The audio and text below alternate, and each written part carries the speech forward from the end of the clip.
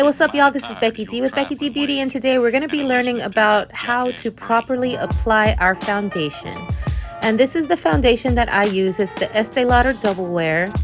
It's a silicone-based foundation, which means you will also need a silicone-based primer if you're going to use a primer with it. The tools you're going to need are a flat-headed brush or a flat brush for the application. And then you're also going to need a variety of different sizes of beauty blenders. And the cool thing about beauty blenders is they come in all shapes and sizes, even like this little heart right here. So we're going to apply this foundation in sections. And the reason for that is because this is a color stay formula. So you want to make sure when you're applying it, you do it in sections with a moistened brush, so that the product doesn't dry ahead of time and end up patchy and just not looking so good. So as you see, I did dip my brush in a little bit of water. You don't want it soaking wet, you just want it dampened. Now we're gonna go in with our brush and we're gonna get a little bit of that product on there. And as you can see, we are just applying the product where we want it to be. This isn't the part where we're blending it. This is simply the part where we're applying the foundation to the first section of the face.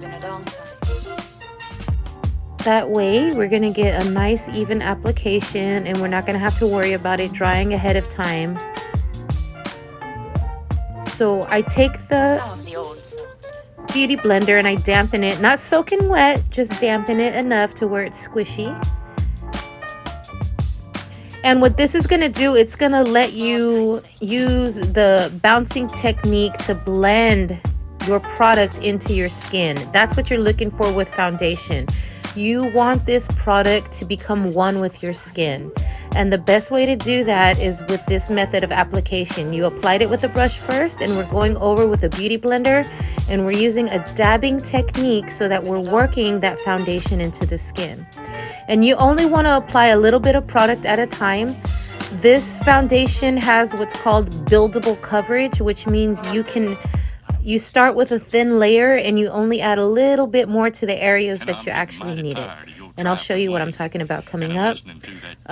Also, you want to make sure that you're blending it into your neck so that you don't have any difference in color between your face and your neck. So there's that.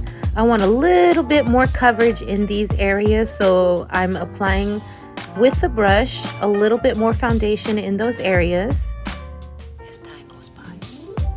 Again, with the brush is simply for applying the product.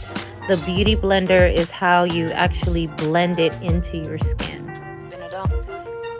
So now I'm just going to continue dabbing it. Again, foundations, a lot of them have buildable coverage, which means you don't have to go and slop on a whole bunch of product in the beginning at once. That means you only apply more product in the areas that you need it. So I'm going back over again the dab technique. That is what you need to do, again, because we want to blend the foundation into our skin. So we started with this one section of face. And as you can see, I'm dabbing it, but I'm also making sure that I work it into all the areas, into the neck, into even right there below the ear. So there's no foundation, and that's with foundation. So you can see it makes a big difference.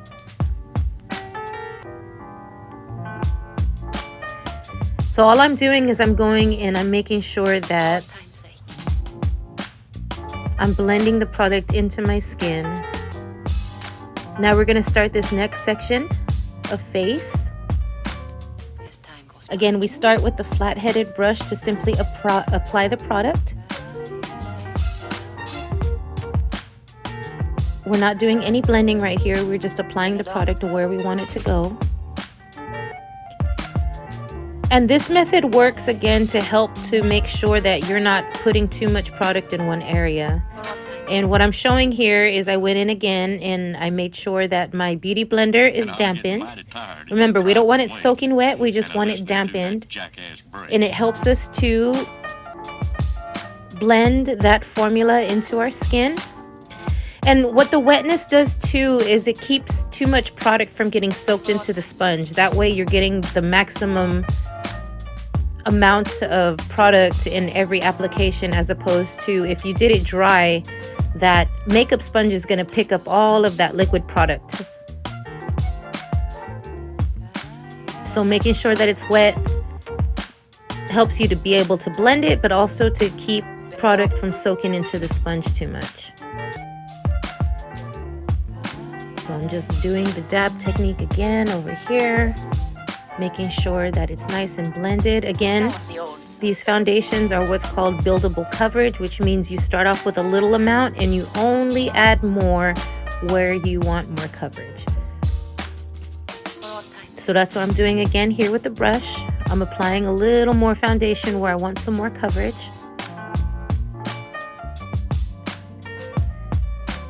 Now, the different amounts of coverage you want depend on really what activity you're going to do. If you're just going about your daily routine, you don't need too much coverage. But if you're doing stuff like maybe you have a photo shoot or you're coming out on TV or anything like that, you can go back and add the different layers of product so that you have maximum coverage.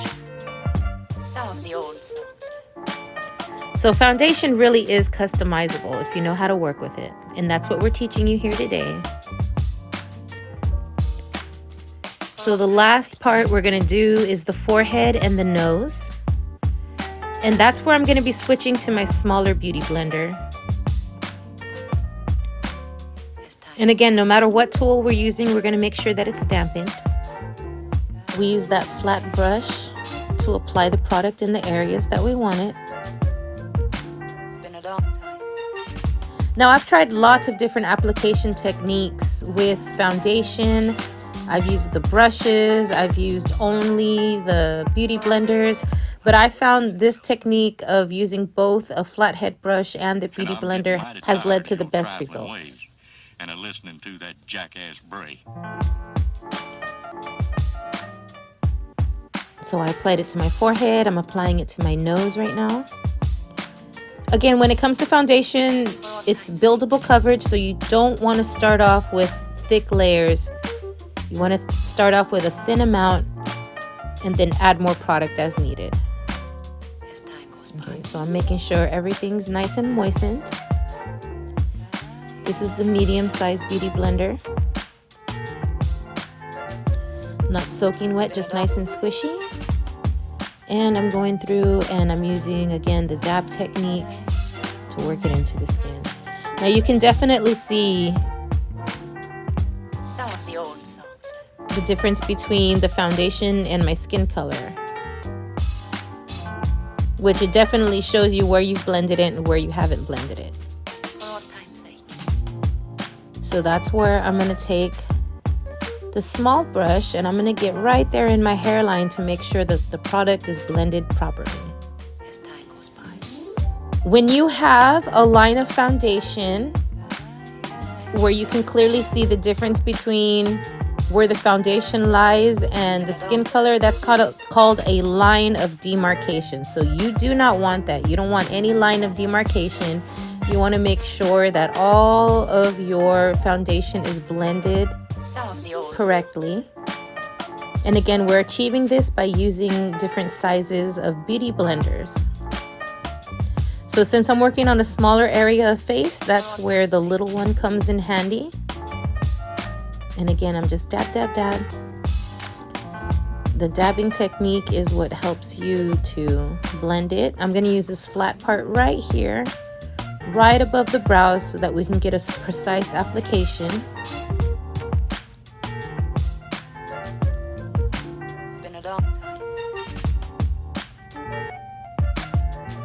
And for my mirror, I have a magnified mirror so that it helps me to see very closely so I can be sure in the accuracy of my application. And I'm getting mighty tired. That's all I'm doing right here is I'm making sure that all of the foundation is blended where it needs to go, that there's no, as I mentioned before, no lines of demarcation where you can clearly see the difference in foundation and the skin color. It's all blended. So now when you have your foundation applied, you need to give it time to set or dry, which means you don't go in right away and put any kind of cheek color or put anything on top of that foundation. What I do is I move on to doing the rest of my look. I do the lashes. So I make sure I finish off my eye look. So this gives me a good about 10 to 15 minutes of time to let the foundation actually dry. So like I said, I move on to these different parts that I need to finish off, which is my lashes. And all I'm doing right here for my lashes is I'm blending it to my natural lash line. And again, I do this to give my foundation plenty of time to dry and set. Because if you don't give your foundation time to dry and you go and you try to put blush or another product on top of it, you're going to get negative results, as in you're gonna maybe wipe some of the product away. You're gonna get some streakiness or patchiness. Just because, like I said, you have to give your foundation time to dry and to set. So that's why I utilize this time to move on to the other things that I need to finish while my foundation is drying. I go ahead and finish out my eye look. I'm just finishing up putting on the lashes. And if you've watched my lash tutorial, you know that I'm taking my tweezers and I'm just using them to squeeze the lash to my lash line just to make them blend. Again, moving on to these different steps allows me to give my foundation plenty of time to dry so that I don't run into any of the problems of streaking or patchiness or anything like that. So I'm finishing on my eye makeup. I'm doing some of that smoky eye look on the under eye, blending out that eyeliner.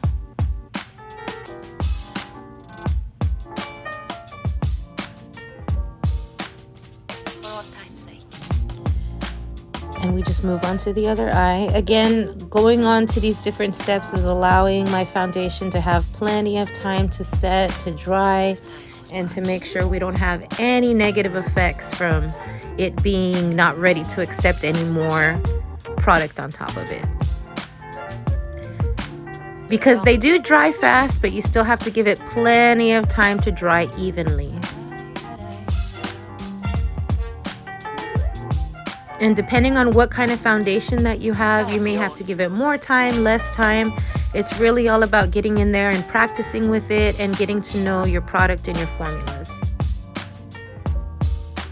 So I'm just finishing off with my eye look. Like I said, making sure giving it a nice little smoky eye, blending out that eyeliner. I'm gonna add some mascara, and I just barely tap it to my bottom lashes. That helps me to make sure that I don't have any clumping or any of the negative results of putting too much mascara on too quickly. And again, all these steps are giving me time to let my foundation dry and set. Some of the old songs. I'm just moving on to the next eye and putting on my mascara. Again, you just barely touch that mascara wand to your lashes. That's how you make sure you get the product on there and that it doesn't turn out clumpy. As time goes by. So by this time, as I've moved on to my mascara, it's been about 15 minutes since my foundation has had time to dry. So now I get to move on to my cheek color. And I'm going to take my fluffy brush and I'm going to use this cheek color right here. And this is the area that I apply my cheek color. It's where your cheeks naturally have their indentation. And then I kind of bring it also up on the side of my face, just so that when you smile, you have that nice glow. And as you can see, there's nothing, no patchiness, no streaking happening. It's not taking any product off with the brush. It is blending beautifully with this cheek color because we have given the foundation plenty of time to dry and set and to become truly color stay like it says it is. And that's key. When you're using color stay products, you have to give them time to dry. So there's the application of the cheek color. Been it on. So what I like to do is I take a blank fluffy brush and I go over that cheek color just to make sure it's nice and diffused. You don't want too much color on there. You just want a nice kiss of color.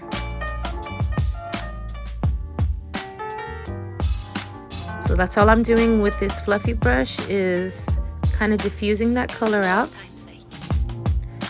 And again, since I've let my foundation set, I have no issues with it taking any of the product off or becoming patchy in any of the areas, because it's dry, it's set,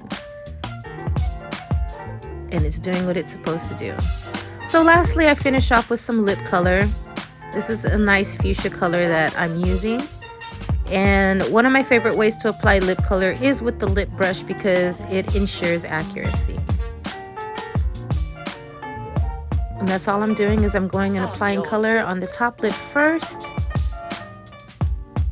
And the bottom lip will be second, of course.